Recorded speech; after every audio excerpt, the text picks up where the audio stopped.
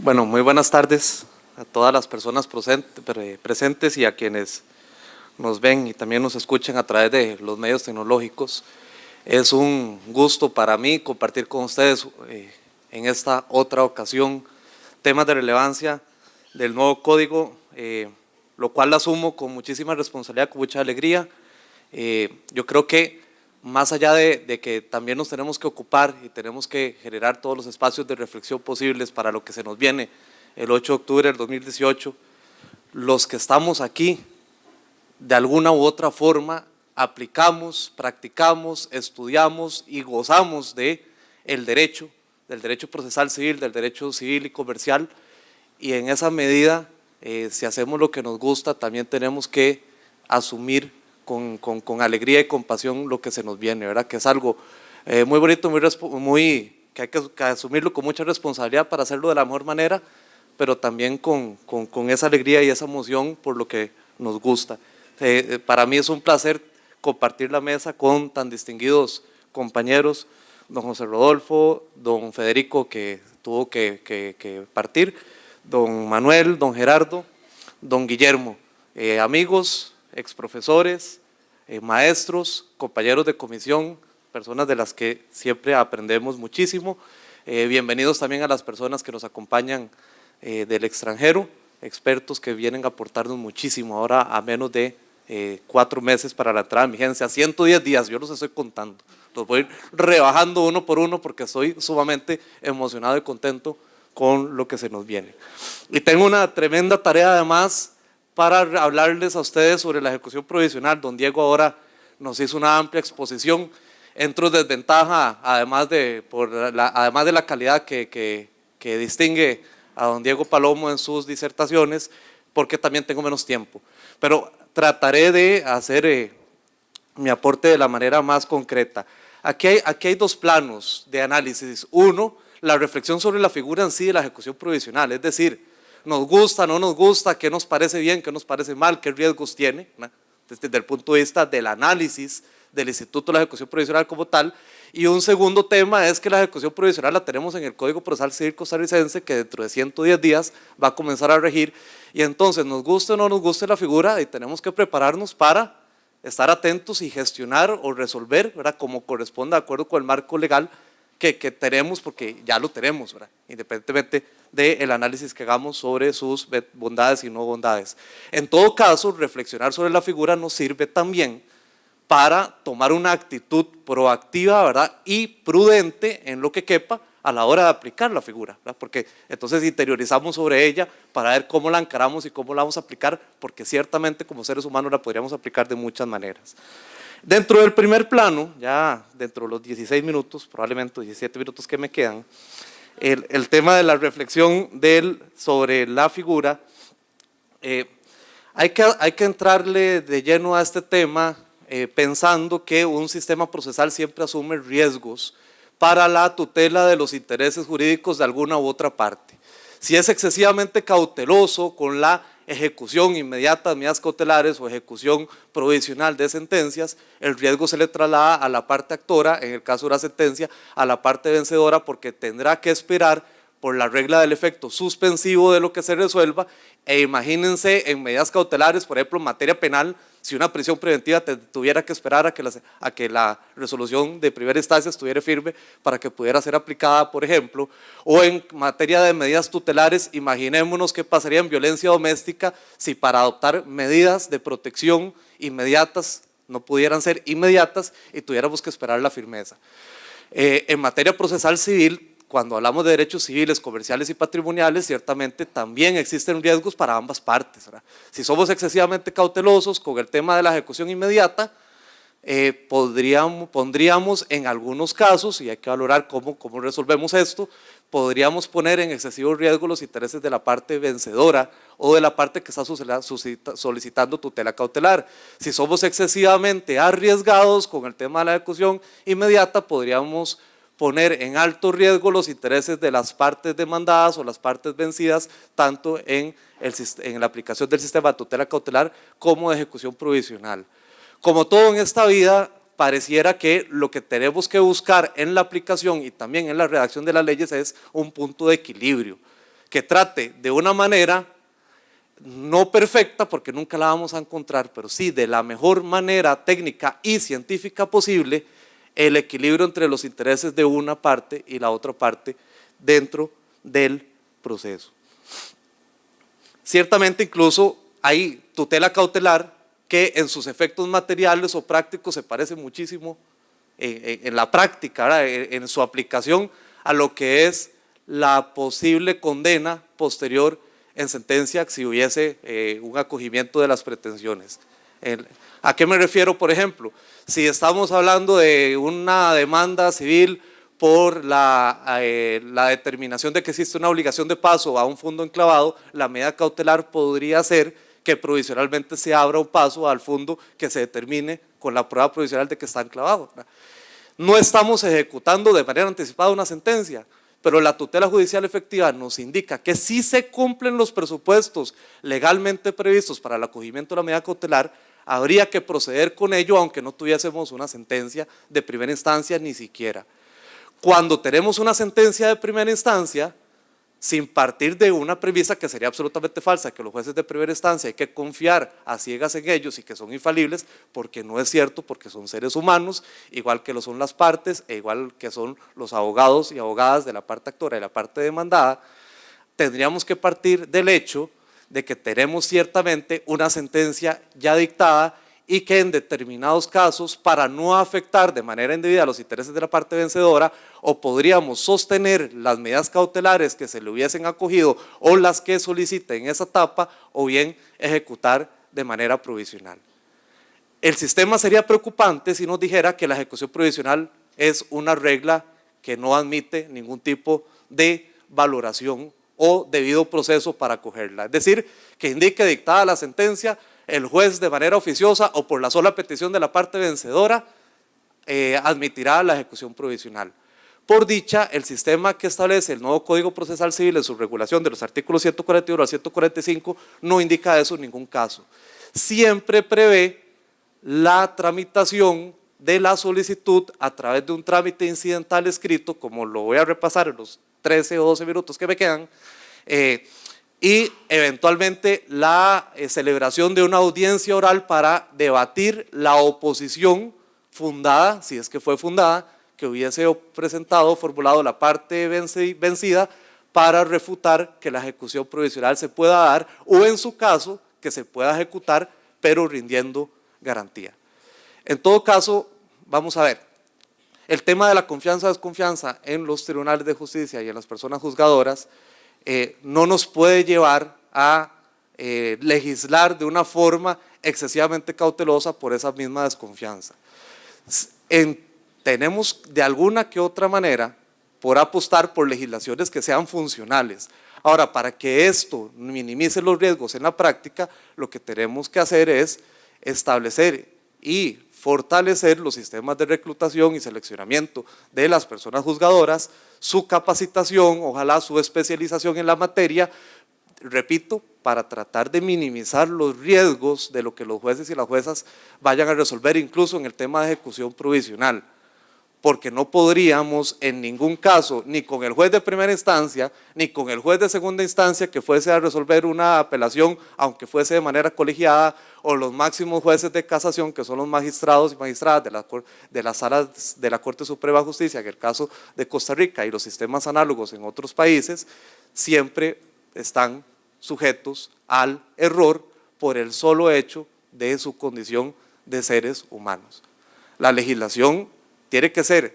funcional, tiene que ser pensada de manera científica y técnica y de avanzada, y luego complementar en la implementación con tener la mejor calidad de jueces y juezas posibles para que la vayan a aplicar. De igual forma lo pensaríamos, y el Colegio de Abogados y otras organizaciones hacen también su esfuerzo para que los abogados y las abogadas, los estudiantes de Derecho que vayan a ejercer la profesión en un futuro, también lo hagan de una manera correcta, de una manera adecuada, de una manera funcional y nunca antisocial. Bueno, dicho eso, el tema es precisamente dónde colocamos el riesgo. El riesgo no hay que colocarlo necesariamente en la parte vencedora de una sentencia que tenga que esperar la firmeza en todos los casos, ni también debemos colocarlo en contra de la parte vencida diciendo siempre se ejecutará provisionalmente la sentencia firme. Lo que hay que buscar es el punto de equilibrio. Y el punto de equilibrio lo encontramos estableciendo de antemano en la ley casos en los cuales es prohibido ya per se y de manera imperativa que se ejecute provisionalmente la sentencia. Y en los demás casos, permitirle a la parte vencida controvertir, debatir mediante la oposición fundada si la ejecución provisional tiene que darse o no, bajo un razonamiento jurídico muy básico, pero muy acertado, que consiste en lo siguiente: cuando la ejecución provisional vaya a dificultar gravemente o vaya a imposibilitar la reversión de lo ejecutado de manera provisional o compensar o resarcir los daños y perjuicios que se causen con la ejecución provisional bajo el supuesto de que eventualmente la sentencia ejecutada vaya a ser revocada o anulada, en esos casos, primero procederíamos con la rendición de una garantía para que el ejecutante provisionalmente garantice de antemano que su sentencia estimatoria va a prevalecer y que en caso de que no prevalezca se pueda compensar o resarcir lo que se está ejecutando. Ese es el supuesto que debemos debatir y que siempre va a depender de la situación del caso concreto. Podemos poner muchísimos ejemplos de esto. Hay algunos casos, sin que haya una lista exhaustiva y sin pensar de antemano que todos tienen que resolverse igual, uno podría pensar, por ejemplo, que un interdicto de reposición de linderos, como lo indica el nuevo Código Procesal Civil, donde nos indica la sentencia de primera instancia, bueno, la cerca se tiene que colocar aquí. Si se revoca o anula la sentencia, pues la cerca la quitamos de donde se colocó provisionalmente y la colocamos de nuevo en su lugar.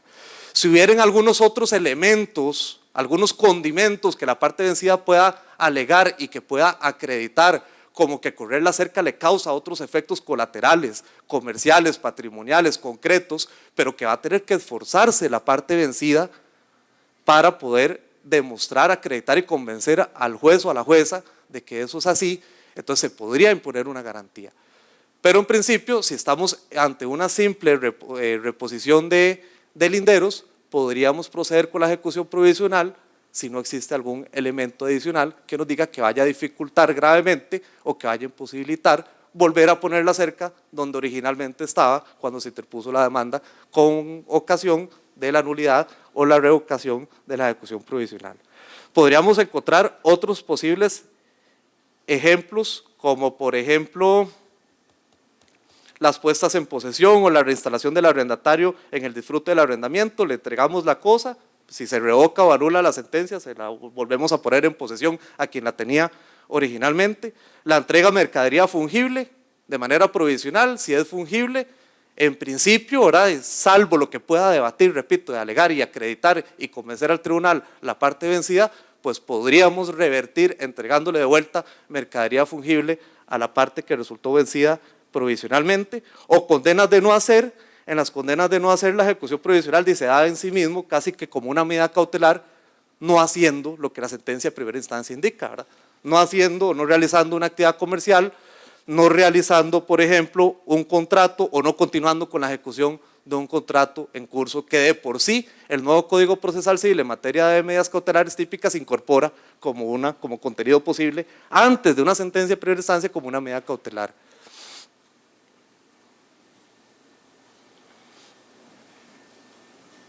Lo que sí nos indica el nuevo Código Procesal Civil es que uno de los requisitos indispensables para que la condena de primera instancia sea ejecutable de manera provisional es que tenga un contenido patrimonial. Es decir, que no sea una condena meramente declarativa, sino que implique una conducta o un comportamiento con un valor apreciable en dinero de dar, hacer o no hacer. Por supuesto que el requisito para la ejecución provisional es que haya una sentencia o un acuerdo que sea ejecutorio, aplicando por analogía el efecto de la cosa juzgada y el título ejecutorio que concede un acuerdo que de acuerdo con la ley sea ejecutorio, y que la regla, por lo menos en la letra de la ley, es que se ejecute provisionalmente sin rendir garantía. En la práctica ya veremos en cuántos casos se procederá a ejecutar provisionalmente sin rendir garantía, precisamente porque la misma ley indica en su artículo 141 supuestos en los cuales es prohibido